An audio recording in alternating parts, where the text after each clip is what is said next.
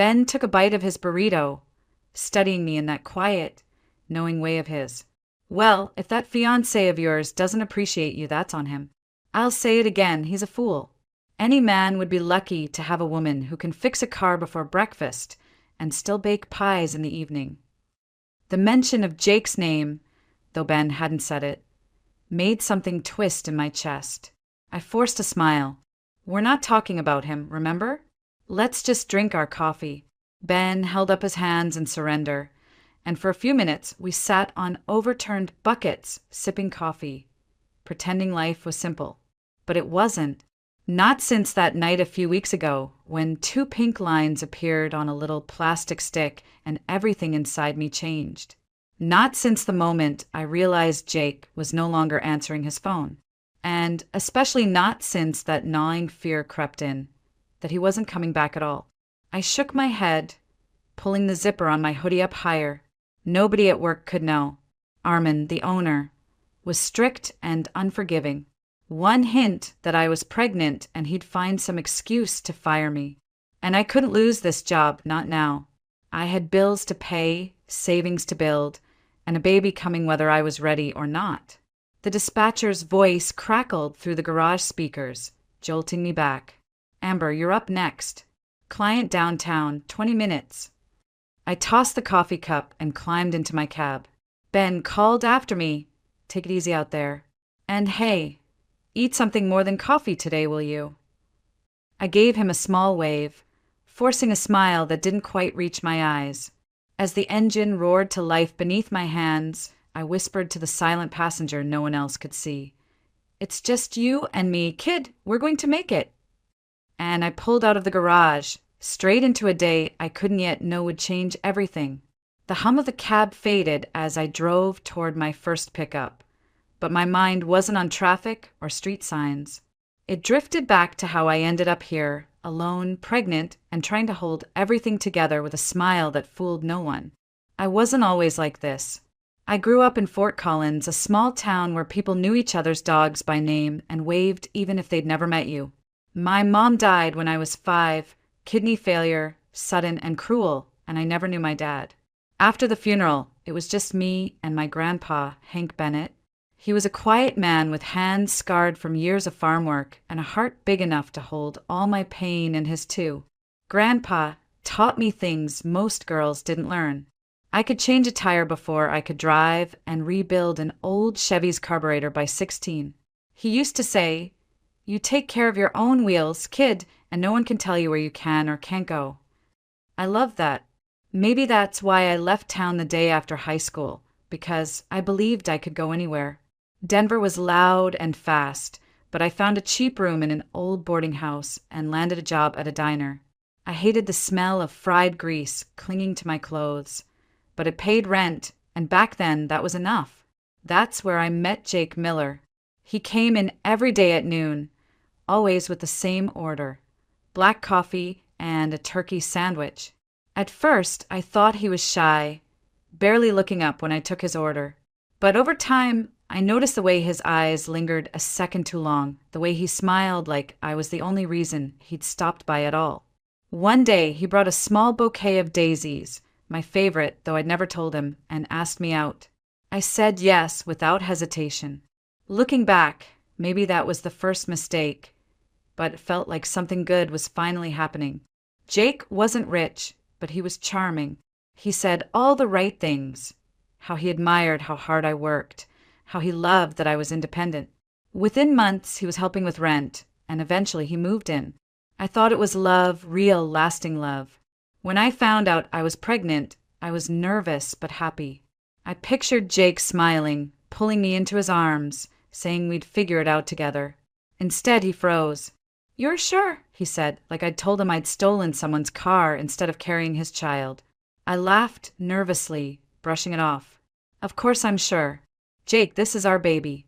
We need to talk about—" He cut me off with a shake of his head. "Amber, we're not ready for this. It's too soon. I thought you were taking care of it, birth control." That night, he barely spoke. And the next morning, he didn't kiss me goodbye. Days went by with no word, and every call went to voicemail. I tried to believe he was just scared. That's what people say, right? Men panic and then come around. But deep down, I felt the chill of something breaking. I just didn't know how bad it was going to get.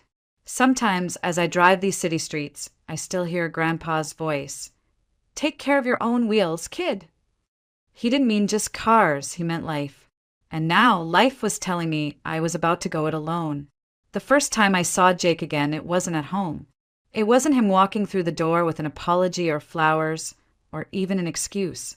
It was outside a downtown boutique, 3 days later, with her. Vanessa Brooks. She was the kind of woman you see on magazine covers. Perfect hair, perfect nails, perfect everything. Jake had his arm around her waist, and they were laughing like they hadn't a care in the world. For a second, I froze, standing there like some ghost of a life they'd already forgotten. Then Jake saw me. His eyes widened, his arms stiffened, and for a moment, I thought he'd come running, explain everything, beg me to forgive him. Instead, he stepped in front of her like I was some threat. Amber, what are you doing here? His voice was sharp, defensive. I heard myself say it before I could stop. I'm pregnant, Jake. With your child. We need to talk. Vanessa gave a laugh so soft and cruel it burned. Pregnant? With his child? She looked me up and down like I was some stray dog that had wandered into her world. Sweetheart, you need to move on. Jake has. Jake flinched, but didn't contradict her. Instead, he muttered, Amber, we've talked about this. No, we didn't. You ran. You didn't pick up your phone, Jake. You left me wondering if you were lying in a ditch or if you just didn't care. My voice cracked, and I hated it. Vanessa crossed her arms, glaring. Look, whatever this is, it's over. He's with me now. So why don't you take care of your little problem and stop embarrassing yourself? For a moment, I couldn't breathe. The words hung in the air like poison. Jake actually stepped closer to her, not me. She's right, Amber. We're not in a place for this. You should do what's best. Get rid of it. Get rid of it. Those words sliced through me deeper than anything. This was the man I'd trusted with my heart, my home, my future. And now he was standing there, with his new prize on his arm, telling me to erase the one thing I had left of the life we'd shared. My hand moved before I thought. The crack of my palm against his cheek echoed louder than I expected. You coward, I whispered. You don't deserve to be anyone's father. Vanessa gasped and stepped forward, but Jake held her back, his face red with anger, or maybe shame. Just go home, Amber. This is over. Whatever fantasy you have, it's done. I stumbled away, my stomach tight, tears stinging my eyes. I don't even remember how I got home that night. I just remember collapsing onto the bathroom floor, hugging my knees, rocking like a child. I thought about calling a clinic. I even picked up the phone once. But then I pressed my hand to my belly and whispered, I'm sorry. I'm so sorry. I can't lose you too. For days I barely ate. I didn't go to work. My savings, what little I had, started draining fast. And the loneliness. It was like drowning in open water, reaching for something solid and finding only air. One night, as I sat staring at my phone, Ben knocked on my door. Amber, you okay?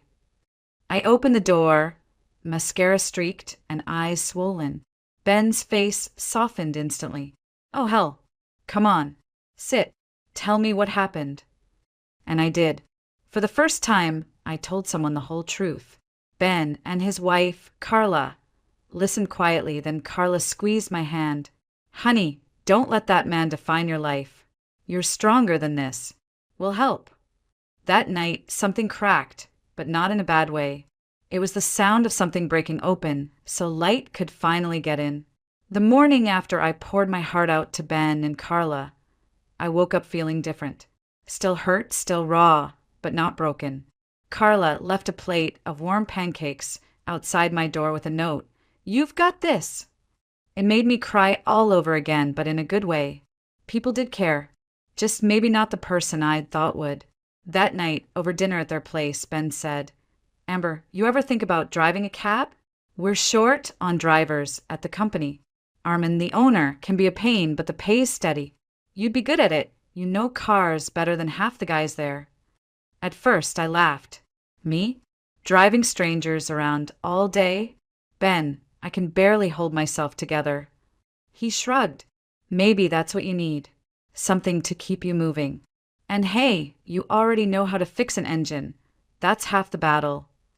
It sounded crazy, but the next morning I was standing in a cramped office while Armin looked me over like I was some risky investment. He was short, stocky, with sharp eyes and a sharper tongue. You ever driven for hire before? No, sir, I said, keeping my hoodie zipped high. He grunted. You got a license, no accidents, no DUIs?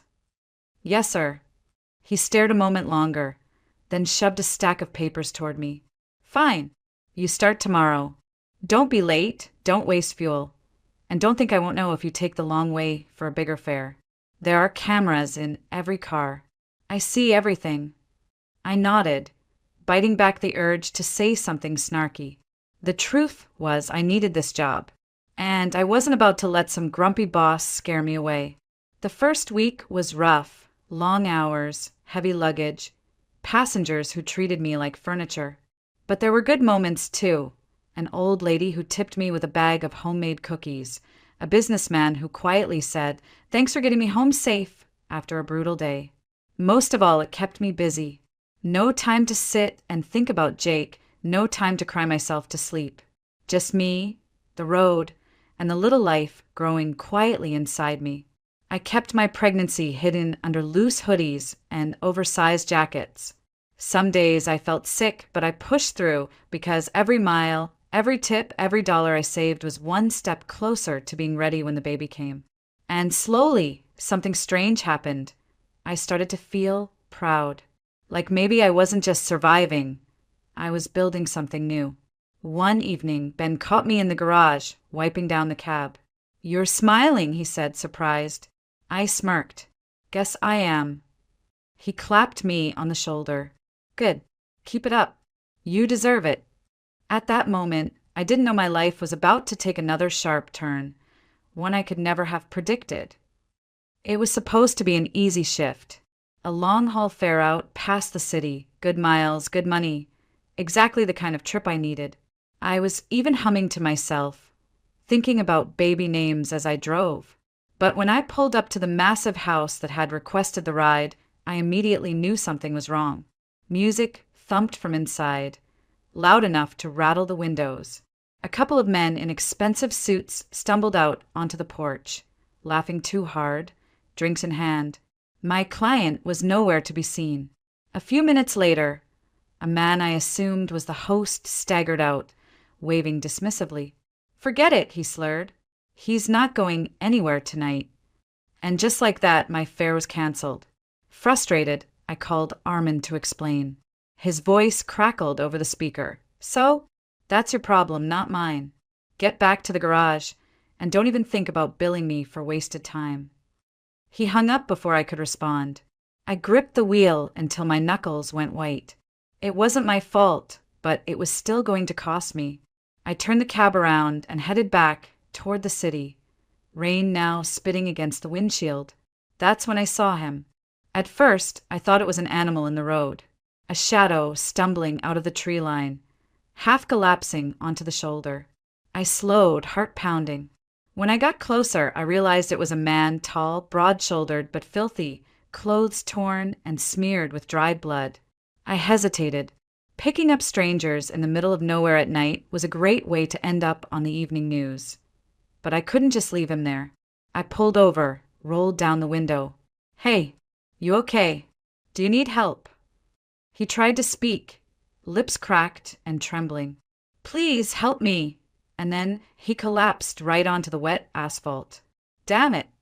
I jumped out, tugged his arm over my shoulder. He was heavy, and my belly ached with the effort, but somehow I got him into the back seat. On instinct, I sped straight to the nearest hospital, talking to him the whole way like that would keep him conscious. "Stay with me, okay? We're almost there. My name's Amber. You're going to be fine." He mumbled one word, "Liam," before slipping out cold again.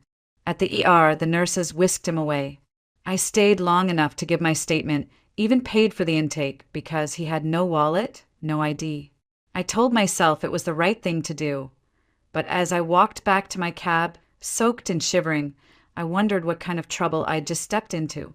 When I got back to the garage, Armin was waiting, arms crossed. "You think this is a charity?" he barked. "Cameras show you picked up some random bum. You cost me fuel and time." He was bleeding, I snapped. He could have died.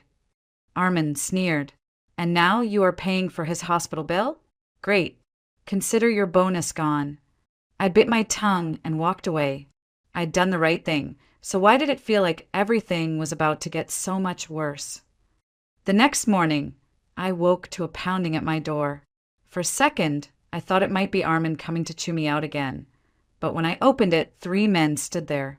2 were clearly bodyguards, big, stiff, hands clasped in front. The 3rd man looked like he had just stepped out of a country club. Tailored suit, gold cufflinks, a watch worth more than my entire apartment. "You're Amber Bennett?"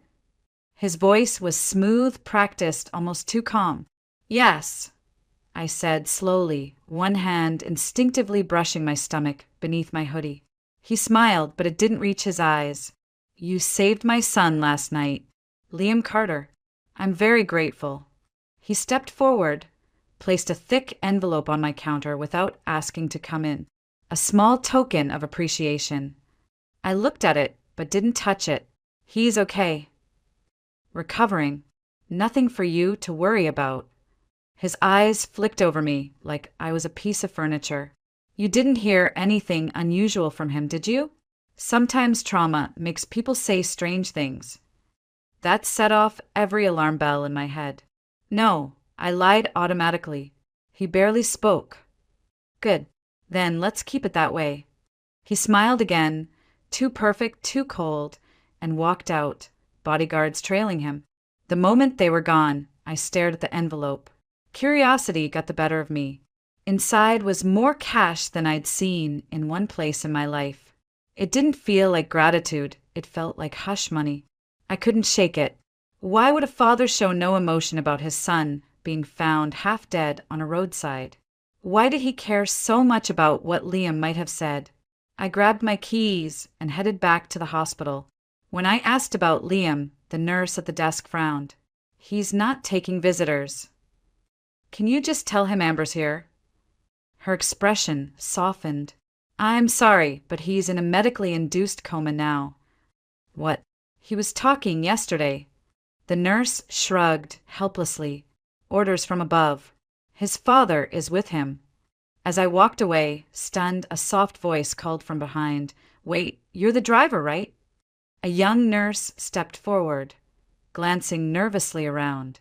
Her badge read Grace Moore. "Yeah. Why?"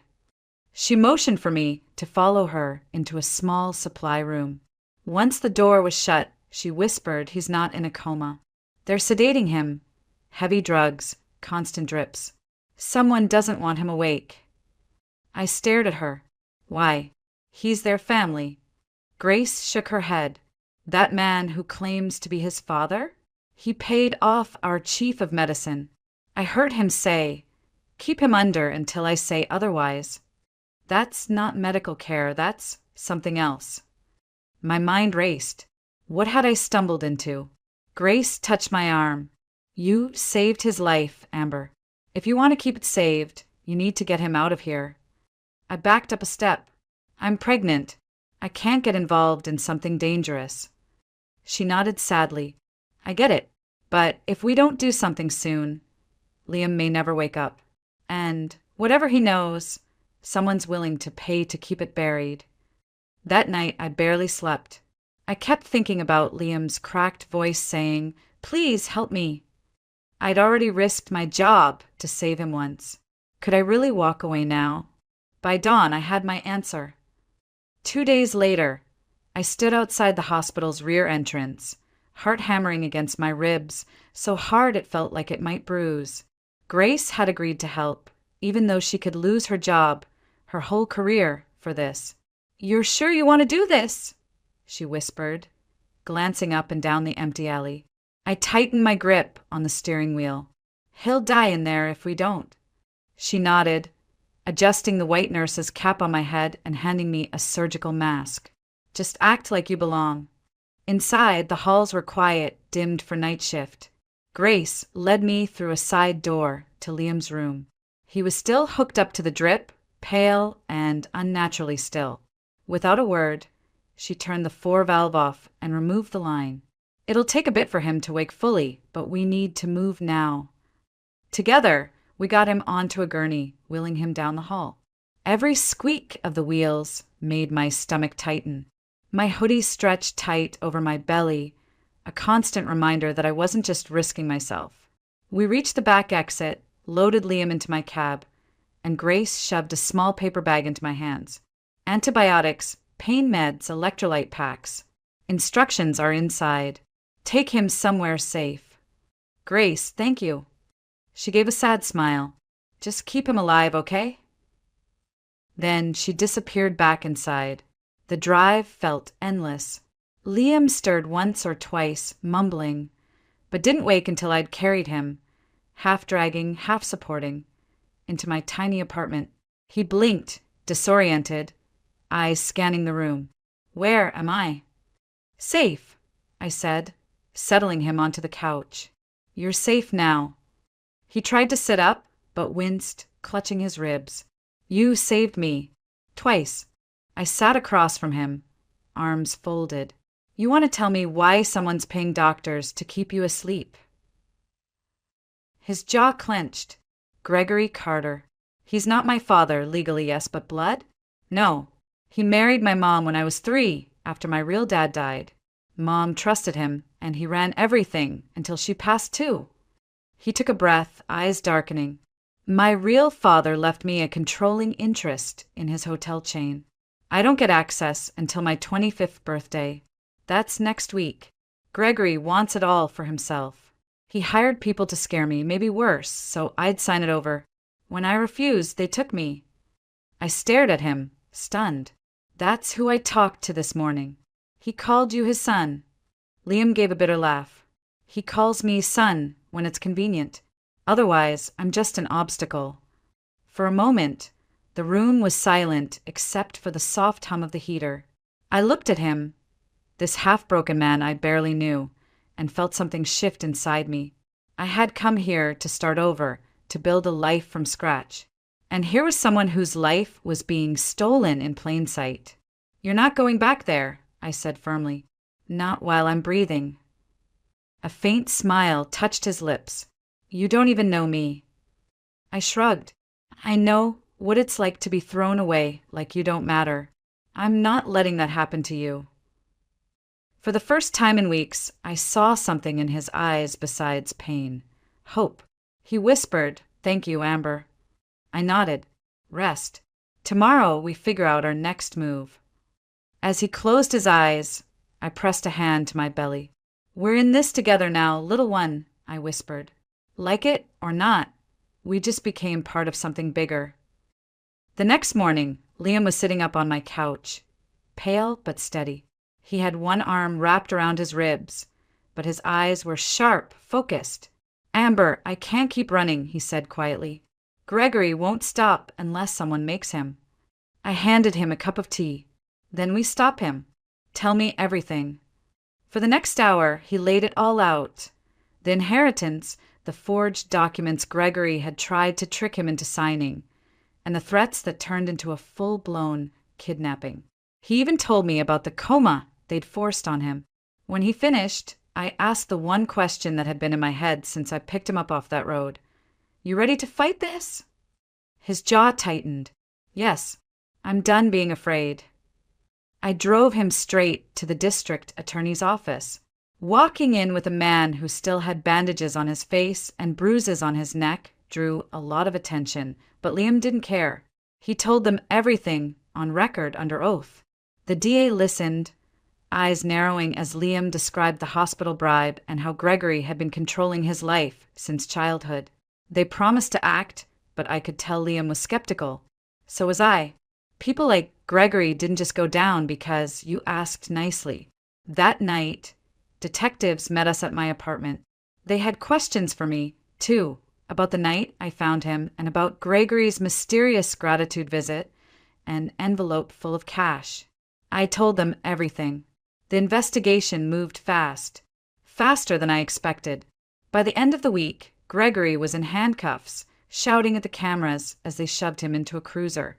He looked straight at me across the parking lot and hissed, "This isn't over, girl. You ruined everything." For the first time, I didn't flinch. I just stared back, hand resting protectively over my belly, and said, "You did that all by yourself." Liam's case dominated the news for days. His father's death years ago, the suspicious financial moves, the kidnapping, all of it came out. Gregory's power crumbled like dry paper, and with it, the threats against Liam disappeared. When it was over, Liam was free to take control of his inheritance and his life. But when he showed up at my apartment, holding a modest bouquet and looking suddenly shy, I knew money wasn't what mattered to him. "You saved me," he said simply. "And not just my life. You saved everything I thought I'd lost." For a moment, I couldn't speak. No one had ever said something like that to me. He smiled softly. "Amber, I want to be part of this. Your life.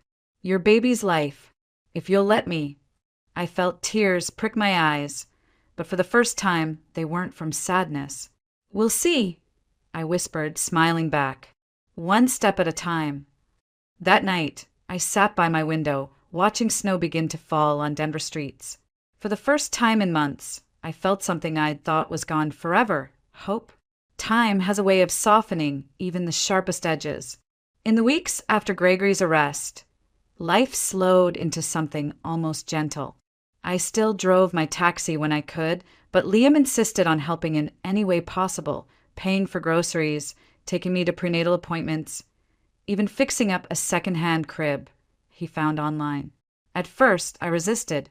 "You don't owe me anything, Liam," I said one evening as he tightened the last bolt on the crib. He looked up, eyes steady. "Amber, this isn't about owing. It's about wanting to be here." And he was. Every day. We didn't talk about what we were exactly. Friends? Partners? Something more? But every time he smiled when he felt the baby kick, or every time he stayed up late assembling baby clothes I'd bought at thrift shops, my walls cracked just a little more. When labor came, it was the middle of the night, sharp and sudden. I panicked, of course I did. But Liam was calm, steady as ever. "You're okay. Breathe, Amber. I'm right here." Hours later, as dawn painted the hospital windows pink, I held my son for the first time. Noah Bennett. Perfect, tiny, warm mind. Tears blurred my vision as I kissed his forehead. Liam stood beside the bed, eyes shining. "He's beautiful," he whispered. "Amber, you're incredible." In that fragile, glowing moment, I realized something had shifted. I wasn't alone anymore.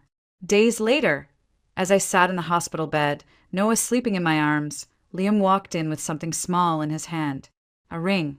Simple, understated, but beautiful. "Amber," he said quietly, "I know life has thrown both of us into chaos. I know you're scared to trust again, but I love you. I love Noah. I want to build a life with you, if you'll have me." For a heartbeat, I couldn't speak. Tears slipped down my cheeks, but this time they carried no pain, only relief and joy. "Yes," I whispered. "Yes, Liam." He kissed my forehead and wrapped his arms around both me and Noah. For the first time since everything fell apart, I felt whole. The weeks that followed weren't some fairy tale perfection. There were sleepless nights, colic, and moments when I doubted everything. But Liam never wavered. He changed diapers, warmed bottles, and soothed Noah back to sleep at 3 a.m.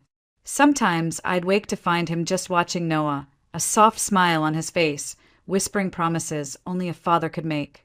And slowly I healed, not just from Jake's betrayal, but from all the guilt and loneliness I'd carried for months. I stopped thinking about what I'd lost and started loving what I had. A partner who chose me every day, and a child who gave me a reason to keep moving forward. One quiet evening, as Noah dozed in his bassinet, Liam sat next to me on the couch.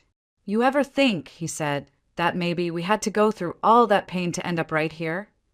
I looked at him, at our son, and smiled. Yeah, I do. 3 years passed in what felt like the blink of an eye. Noah was now a bright, curious toddler who never walked when he could run, never spoke when he could shout with excitement. Our little house on the edge of Denver was full of laughter. Toys scattered like confetti, and a kind of chaos I once thought I'd never survive. I'd traded my full-time taxi job for part-time shifts and focused more on being home. Liam had taken over the family business, but he refused to become the kind of man Gregory had been. People before profits, he'd say with a grin, and he meant it. His kindness reshaped the company, and his loyalty reshaped me. One chilly autumn morning, I walked Noah to the park. He clutched my hand with his tiny fingers and pointed excitedly at every falling leaf. Liam caught up to us with coffee in one hand and Noah's favorite toy car in the other. We were just an ordinary family, and for someone who had once cried alone on a bathroom floor, that ordinariness felt like a miracle. A week later, something happened that closed the last door on my old life. We were booking a family trip at a travel agency downtown. As we walked in, I froze for a moment. Behind the desk was Jake Miller. For a heartbeat, he didn't recognize me. I wasn't the same woman he'd left. Hair pulled back, hoodie zipped up, eyes swollen from crying. I was different now. Confident, calm, holding my son's hand, wearing a ring that told the world I was loved and chosen. His face went pale. Amber. I smiled politely. Hello, Jake. His eyes flicked to Noah and then to Liam, who stepped protectively closer. Is he? Jake stammered. No, I said gently but firmly. This is Noah Bennett Carter. And this, I squeezed Liam's hand, is my husband. Jake's mouth opened like he wanted to say something else, but I didn't give him the chance. We should go, honey, I said to Liam, turning away. As we stepped out into the crisp air, Liam glanced at me. You okay? I took a deep breath, feeling lighter than I had in years. Yeah, actually, I am. We went home, booked our trip online instead, and spent that evening making hot cocoa while Noah built towers out of blocks at our feet. That night, I sat on the back porch watching Liam and Noah chase fireflies under the fading sunset. And I thought about the woman I used to be, the one who felt so small, so discarded. She had believed her life was over because someone she trusted had thrown her aside. But she was wrong. That pain had pushed her to find her own strength, to keep a baby she once thought she couldn't handle, to save a stranger who turned out to be the love of her life. I whispered to myself, thank you, Jake, for leaving, because if you hadn't, I'd never have found all of this. Liam came up behind me, wrapping his arms around my waist, resting his chin on my shoulder. What are you thinking about? Just how lucky we are, I said, leaning into him. Noah ran up, holding out his hands. Mama, Daddy, look. I caught one. Inside his cupped palms was a tiny glowing firefly, delicate and beautiful. Liam crouched down. That's amazing, buddy. Want to let it go together? Noah nodded, and the three of us opened our hands, watching the little light float into the night sky. I smiled through tears I didn't even realize had fallen. Life wasn't perfect, but it was ours, and it was full of love. I had once believed happiness was for other people, people luckier or stronger than me. But standing there with Liam's arms around me and Noah giggling at our feet, I finally understood. Happiness isn't something you're given. It's something you choose to build, piece by piece, moment by moment. And I wouldn't trade this life for anything. I was holding a glass of sparkling water when it happened. 1 second, I was smiling politely at a vendor's joke during our spa's holiday party, and the next, I saw my husband's hand resting on the lower back of our 20-year-old intern. His name was Eric. Her name was Kelsey, and his hand was definitely not where it should have been. I stood frozen near the bar, surrounded by colleagues and clients, all dressed in cocktail attire and twinkling holiday lights. No one said a word. Maybe they thought I already knew. Maybe they thought it was harmless. But I saw the way he leaned in. I saw her giggle. And then I saw him kiss her. Not on the cheek. Not a friendly peck. A full, slow kiss. Right there in the middle of the room. Like I didn't exist. I didn't grab my coat. I didn't say goodbye. I just turned, heels clicking across the marble floor of the Nicolette Hotel, and walked straight out into the Minnesota snow. My arms wrapped around myself as the cold hit me like a slap. The air stung, but I needed it. I needed to feel something other than the scream building inside me. That's when I saw him. A man, probably in his 30s, slumped near the side entrance of the hotel. His coat was half off, his lip was bleeding, and he was clearly drunk. 2 hotel security guards stood nearby, arguing about what to do with him. ID says his name's Daniel Kim, one said. He's breathing, let him sleep it off, the other shrugged. But something about the scene. I don't know. Maybe it was the blood on his lip. Or maybe it was the fact that he looked just as shattered as I felt. I know him, I heard myself say. My voice surprised even me. He's a friend. I'll get him home. The guards looked skeptical, but stepped back. I bent down, and for a moment his eyes flickered open. They were dark and clear, despite everything. Thank you, he murmured. Don't talk, I whispered. Just come with me. We took a cab. He gave an address near Nicolette Island, a quiet street lined with old brick buildings and dim streetlights. He didn't speak again, just leaned against the window, breathing quietly. I sat beside him, arms wrapped tight, wondering what the hell I was doing. His apartment was small but spotless. Bookshelves lined the walls. A stethoscope hung by the door. The kitchen smelled like tea and disinfectant. I helped him inside. He apologized in a low voice and disappeared into the bathroom. I stood alone in the living room, surrounded by someone else's life, and wondered if I'd lost my mind. When he came out, hair damp, skin scrubbed clean, wearing a soft gray t-shirt and sweatpants, I finally saw him. Not the bleeding stranger on the curb, but a man, quiet, tired, beautiful, in the way that grief makes someone honest. I'm Daniel, he said. I don't understand why you helped me. I didn't answer. I stepped toward him, and before I could change my mind, I kissed him. He didn't push me away. He didn't pull me closer, either. He just stood there, letting it happen. We didn't rush. We weren't desperate. It was careful, almost reverent. Like we both knew this wasn't love. It was pain meeting pain in the softest way possible. When I woke up, the apartment smelled like coffee. Daniel was in the kitchen, fully dressed, scrolling on his phone. On the counter, 2 mugs waited beside a plate of toast. He didn't look at me when he said, "Good morning. I still don't know your name." Suddenly, shame washed over me like a wave. What had I done? I cheated on my husband with a complete stranger because I caught him kissing someone else? I grabbed my things, heart pounding. "Rachel," I blurted out. "My name is Rachel. I have to go." "Wait," he called, stepping around the counter. "Can you just tell me what happened?" "Nothing happened," I said, pulling on my heels. "It was a mistake." I was out the door before he could say another word. I took the long way home. Snow clung to my hair, my coat, the tips of my lashes. I didn't even notice the cold. My mind kept circling the same thought, over and over. What have I done? I told myself I was no better than Eric, that I had crossed a line. But there was a part of me, small, quiet, buried deep under the noise, that didn't regret it. Not really. When I opened the door to our condo, Eric was sitting at the kitchen counter with a mug of tea like nothing had happened. "There she is," he said, like I'd just gone out for a walk. "You okay? I couldn't find you after the party." He smiled, calm and casual, as if he hadn't kissed someone else just hours earlier. I stood in the doorway, soaked with melted snow, mascara smudged under my eyes, and stared at him.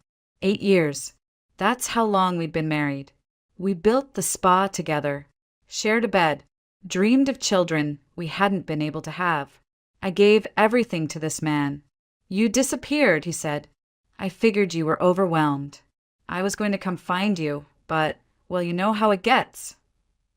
How it gets. I wanted to scream, but I didn't. I just walked past him, straight into the bedroom and shut the door.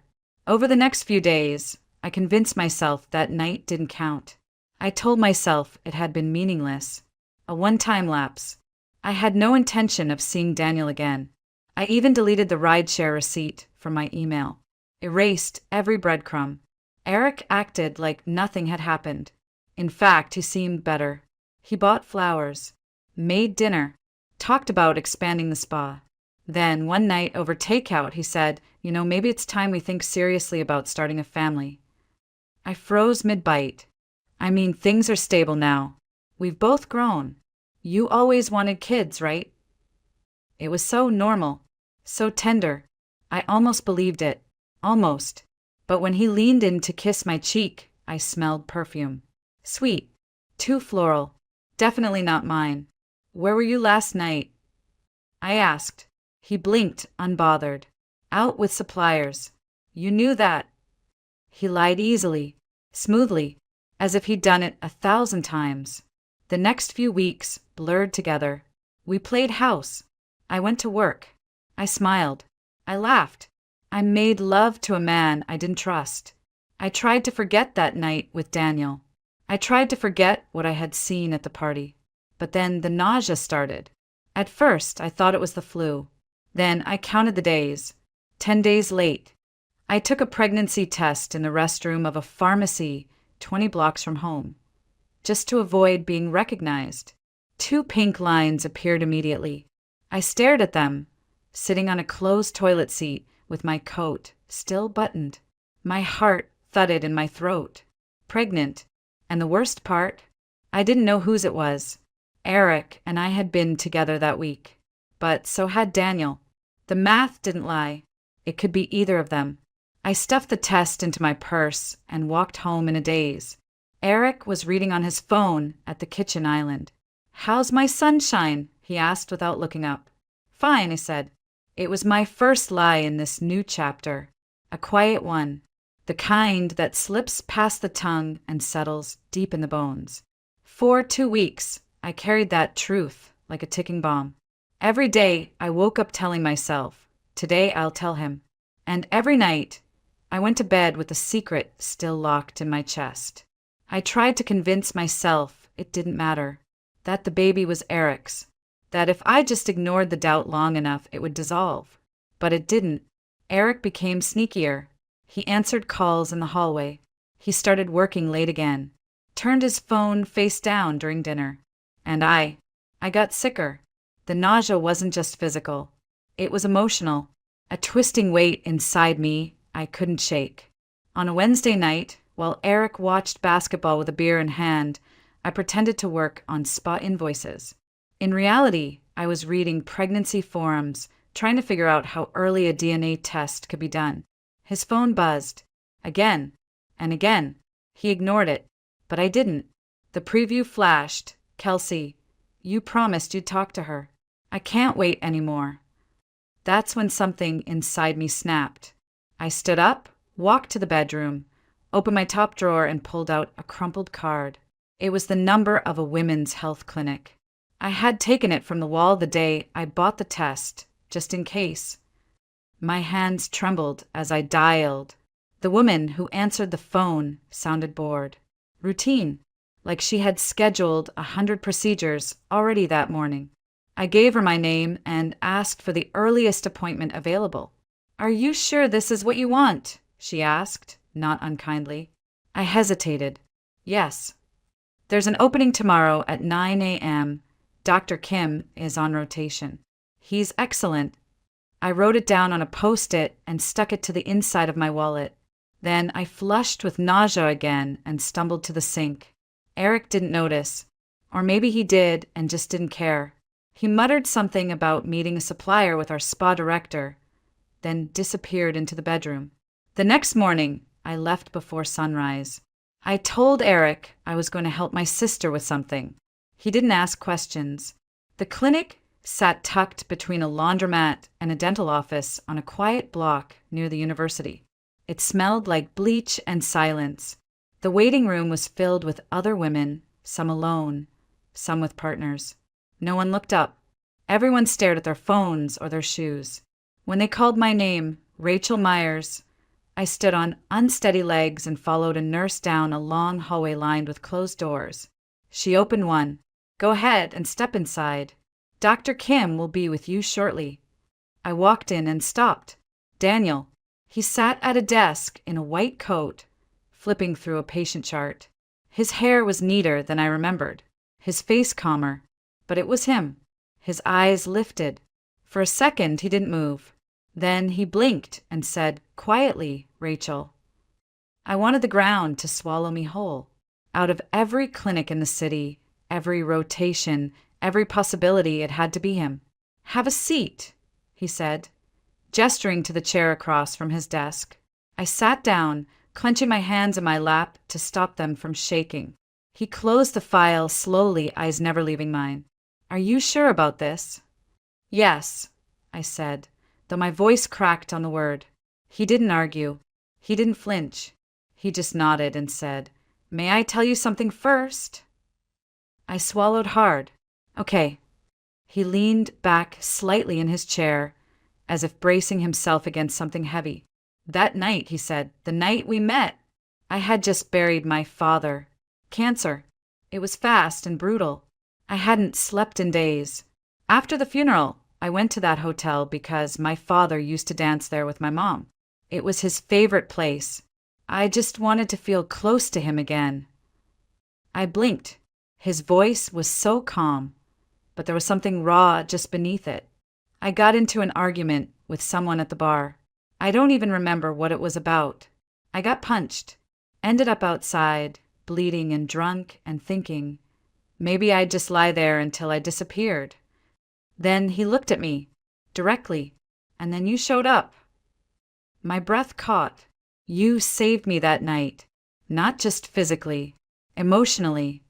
I didn't know what to say. I stared at my shoes. Daniel exhaled. "And now you're here, asking me to do something I never imagined." The silence between us thickened. "I can't talk about this," I whispered.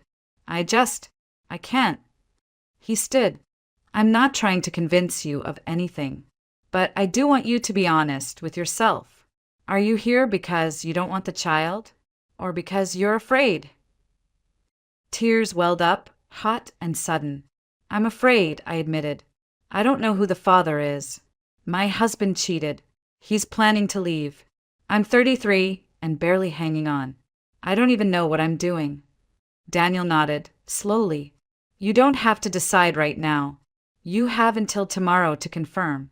But if you do go through with it, I'll make sure it's done safely and respectfully." I stood up, ready to flee. "Rachel," he said as I reached the door. I paused. "No matter what you choose, you're not alone." I didn't look back, but his words followed me all the way out.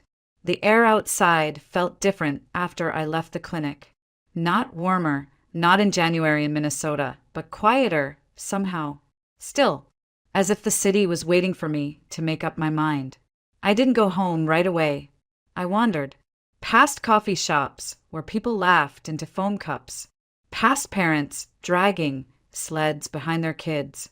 Past windows filled with light, and the kind of life I used to pretend I had. At some point, I ended up outside my building. Eric wasn't home. His car wasn't in the lot. Inside, the condo was dark and cold. I dropped my bag by the door and collapsed onto the couch, completely drained. That's when I remembered the ultrasound referral. I had left it on Daniel's desk. I should have just called the clinic and asked for a new copy. But something made me go back that evening. Not to see Daniel, just to pick up the damn paper. I didn't make it inside, because there, crumpled in the trash can beside our building, was the referral. My name still on it. The faint outline of something bean-sized in a smudge of gray ink. I pulled it out slowly, unfolded it, and stared. I'd never seen anything like it. It wasn't just a shape. It was a suggestion of life, possibility, a flicker of what could be. That night, I didn't sleep. I lay awake in the dark, listening to the soft snore of the man I once trusted with everything, and pressed my hand against my lower belly. It was still flat, still silent, but somehow I felt something. Not movement, not yet, just presence. In the morning, Eric kissed my forehead like he always did, murmuring about supplier meetings and inventory delays.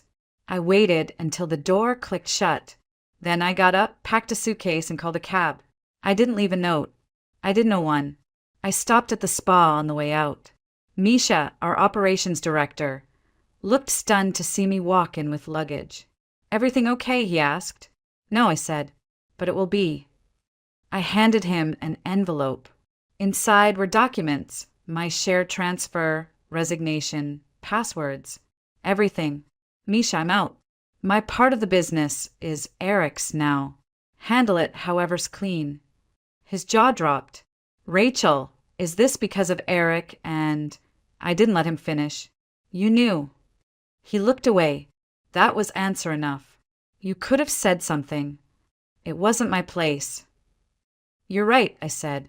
"It was mine, and I'm taking it back." I walked out without waiting for another word.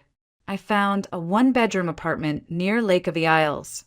High ceilings, old wood floors, a kitchen that smelled like pine cleaner. It wasn't much, but it was mine. The first few days, I kept waiting for Eric to come storming in. But all I got was a text a week later. "Let's talk. You're tired. This is crazy. Just come home." I didn't respond.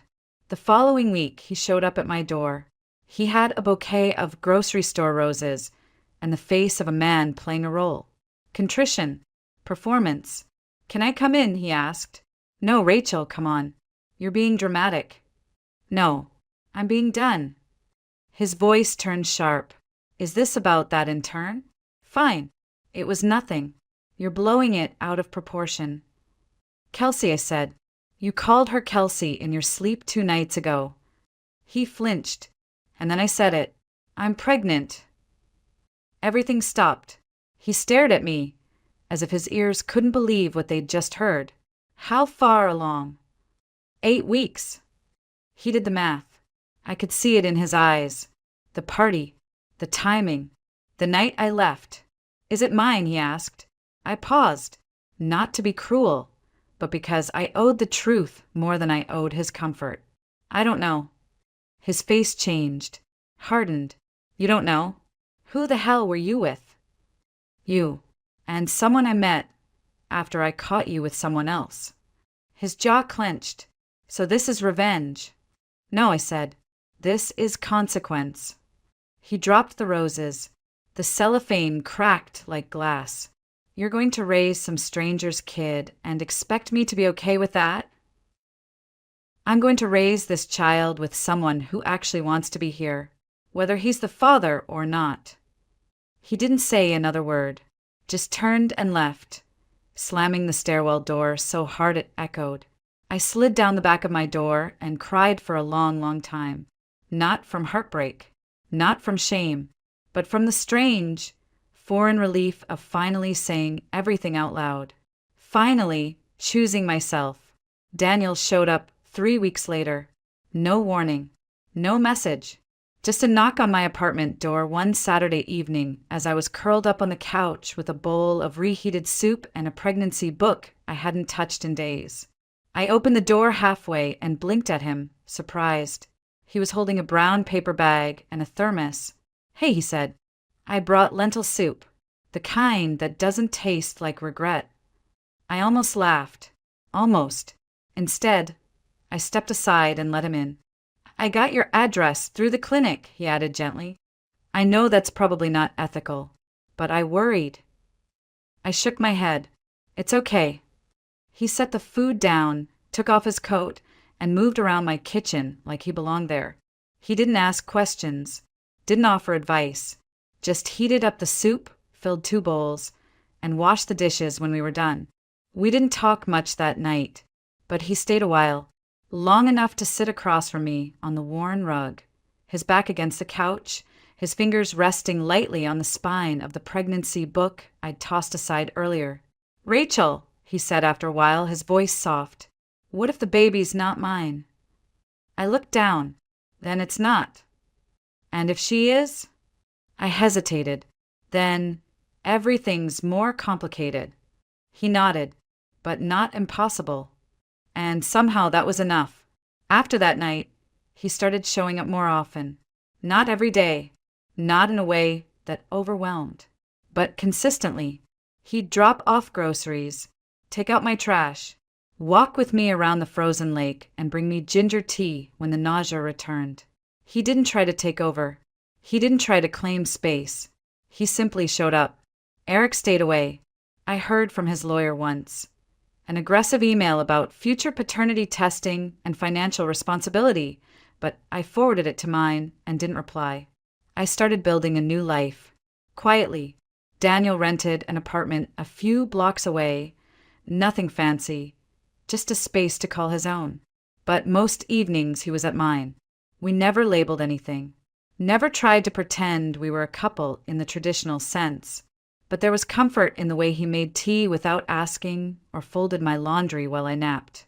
One afternoon, we were walking back from the co-op, my belly just beginning to show, when he said, "Have you thought of any names?" I laughed. Hundreds. None of them feel right. He smiled. How about something simple? Like what? I don't know. Sophie. I stopped walking. Let the name hang in the air. Sophie. It felt soft, whole, like someone I hadn't met yet, but already loved. Yes, I whispered. Sophie. That night, I wrote it down in a notebook. Sophie, chosen on a cold evening between groceries and ginger tea. Months passed. My belly grew. So did my fear and my hope, and this strange sense of stability I hadn't expected.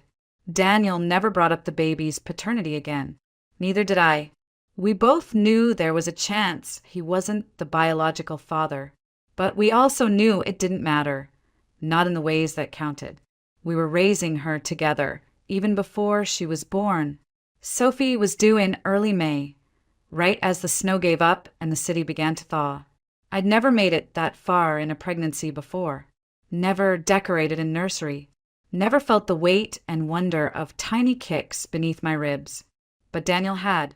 Not as a father, but as a doctor, and he treated every milestone with a kind of reverence I wasn't used to. He read the baby books I couldn't finish. He learned how to fold newborn swaddles tighter than I ever could. He bought a rocking chair that squeaked a little but felt like home. Then, just as we were entering the final stretch, Eric returned. He didn't text this time, didn't send flowers or empty apologies. He showed up in person, and he didn't come alone. When I opened the door, he was standing there with a lawyer and a folder. His face was tight, angry, controlled. "We want a DNA test," the lawyer said, "and full clarity on any claims to shared financial responsibility or custody." Eric said nothing at first, just stared at my stomach. Then finally, his voice low and cold. "You don't get to raise my child without me knowing if she's mine." I stepped into the doorway, blocking their view. My hand instinctively covered my belly. "Your child," I said quietly. "You mean the one you didn't want when I was still in your house? The one you thought was a weapon instead of a life?" He flinched. "I'm not asking you for a dime, Eric. I'm not asking for your name on a certificate or your face in her memories. I just want to know the truth," he said. "And then what?" I asked. "You swoop in and fix everything with your lawyer? Rewrite the last 6 months? Buy your way back into this picture you chose to walk out of?" The lawyer cleared his throat. "Ms. Myers, if you refuse a paternity test—" "I'm not refusing," I said. "But I'm not doing this now. Not when I'm 35 weeks pregnant and trying to sleep through hip pain and Braxton Hicks contractions." Eric's jaw clenched. "You're ruining everything." I took a deep breath. "No, I'm rebuilding what you destroyed." Then I closed the door, slowly, deliberately. Daniel was already on the stairwell when I turned around. He'd heard everything, long enough to step in if needed. I asked. He nodded. "But you didn't need me." We stood there for a moment in silence, the kind that's heavier than any words. Then he pulled me into his arms, gently like I might break. I didn't. I just rested there for a while, letting myself believe it was okay to lean on someone. Sophie arrived 2 weeks early. It was a rainy Tuesday morning, and the contractions started before sunrise. Daniel drove me to the hospital, held my hand through the spinal, stayed beside me during every push, and cut the cord with shaking fingers. When the nurse laid her on my chest, tiny, squalling, red-faced, I cried harder than I ever had in my life. Daniel kissed the top of her head and whispered, "She's perfect." We named her Sophie Grace. Grace, because nothing about the last year made sense, but somehow we made it here anyway. Eric came to the hospital 2 days later. I let him in. He stood at the foot of the bed with a box of baby clothes and that same polished gilt he always wore when trying to be the man he thought I still wanted. He asked to see her. I nodded. He walked over, pulled back the corner of the blanket, and looked at her tiny face. "She looks like no one," he said finally. "She looks like herself." "That's exactly who she is," I replied. He asked if I'd do the test. I said no. "Why not?" "Because I'm not raising Sophie with a man who needs a lab result to decide whether or not he wants to be a father." He didn't argue, just stood there for a while quiet. Then he leaned forward, kissed my forehead like he had 100 times before, and walked out for the very last time. And just like that, the chapter closed. Daniel brought us home from the hospital in his old Toyota, careful and quiet, as if every pothole might shatter the moment. Sophie was swaddled tight in her car seat, a tiny pink hat slipping over one eye, her lips pursed in a sleepy protest. When we got to the apartment, I stepped inside first and stopped. There's a crib set up beside my bed, a changing table in the corner, diapers stacked neatly in woven baskets, wipes, tiny socks, bottles, everything I hadn't dared to prepare for. Because some part of me had never truly believed we'd make it this far was already here. I turned to him. "When did you do all this?" He smiled. "While you were still in the hospital. I figured if I waited for permission, you'd say it wasn't necessary. I didn't give you a key." "No," he said softly, "but you gave me a reason." I didn't know what to say to that, so I didn't say anything. I just watched him lift Sophie into his arms like he'd been doing it all his life, like she'd always been his to hold. That first month was a blur of diapers and feedings and tears, hers and mine. I was exhausted, sore, terrified half the time, but never alone. Daniel stayed every night, slept on the couch or in the glider, waking before I did to make tea or sterilize bottles. He never asked for anything in return. One night, when Sophie was about 6 weeks old and finally asleep, we sat on the floor together with takeout cartons and matching dark circles under our eyes. I looked at him for a long time before speaking. "Do you ever wonder?" I asked, "if she's yours?" He didn't answer right away, just kept poking at his noodles with a plastic fork. "No," he said eventually, "not really." "Why not?" "Because she's here. And I'm here, and that feels like enough." I nodded, tears stinging my eyes. "It is." We never did the DNA test, not because we were avoiding the truth, but because the truth no longer mattered in the way it used to. Sophie had Daniel's calm eyes and my uneven smile, but her spirit, her tiny, fierce, opinionated spirit, was all her own. We didn't move in together. We didn't rush into romance. We didn't try to squeeze our broken pieces into some fairy tale shape. We just showed up, every day, for her, for each other, for the quiet, hard, extraordinary work of choosing one another without conditions. By summer, Sophie was rolling over, babbling nonsense and grabbing fistfuls of my hair. Daniel was still living a few blocks away, but at this point, half his stuff had migrated into my apartment anyway. He still worked long hours. He opened a small private clinic on the edge of the neighborhood, modern, minimal, his name printed modestly on the door. Patients loved him. Nurses called him the quiet one. He came home smelling like soap and caffeine and paper charts. I launched an online skincare shop during maternity leave. Nothing fancy, just a few curated products, handmade masks, oils, serums I used to mix back in the spa days. I packed orders while Sophie napped, responded to customer emails during late-night feedings. It wasn't glamorous, but it was mine. We weren't trying to be perfect. We were trying to be present. One evening, we were sitting on a park bench while Sophie gnawed on a teething ring, the lake shimmering behind us, the air warm with the first real hint of summer. I turned to Daniel. "Isn't it strange?" I said, "We don't even know for sure who she belongs to, and yet we're raising her together." He glanced at Sophie, then back at me. "She belongs to herself. We just get to love her." Then he smiled, the kind that starts slow and ends in your bones. "That's the thing, Rachel. Family's not about blood. It's about showing up. It's about choosing someone every single day." And that we did. Sophie turned 1 in May. We held a tiny party in the backyard of Daniel's clinic. Just a handful of friends, some cupcakes, and a balloon that terrified her more than it delighted her. She wore a dress with sunflowers on it and dug both hands into the cake like she was born to defy etiquette. Daniel held her steady on his hip while I took pictures, trying to memorize every inch of the moment. The curve of her cheek, the frosting in her hair, the way she looked at him like he was the center of her world. He was. We never used labels. Not for us. Not for what we had. But one night, while I was rinsing bottles and he was folding laundry on the couch, Sophie crawled over to him, pressed her face against his chest, and said her very first word. "Papa." Daniel froze, looked at me. I smiled. "You better answer her." From that day on, it stuck. She called him Papa before she called me Mama, and the way his face lit up every time she said it. I didn't care who shared her DNA. That man was her father. Sometimes, when she's asleep in her crib and the apartment is finally quiet, I sit beside the window and look out at the streetlights blinking below. And I think about all the ways this story could have ended differently.